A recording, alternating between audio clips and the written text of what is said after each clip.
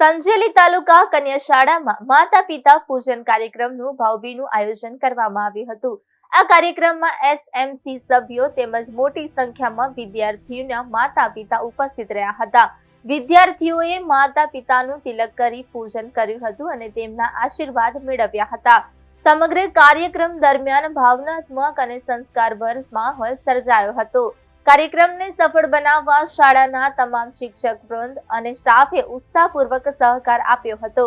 કાર્યક્રમનું સંચાલન શાળાના શિક્ષક પારસિંગભાઈ બામણિયા અને હાર્દિકભાઈ પટેલ દ્વારા સુવ્યવસ્થિત રીતે કરવામાં આવ્યું હતું। આ કાર્યક્રમ દ્વારા વિદ્યાર્થીનીઓમાં માતા પિતા પ્રત્યે આદર અને સંસ્કારની ભાવના વધુ મજબૂત બને તેવો સંદેશ આપવામાં આવ્યો હતો।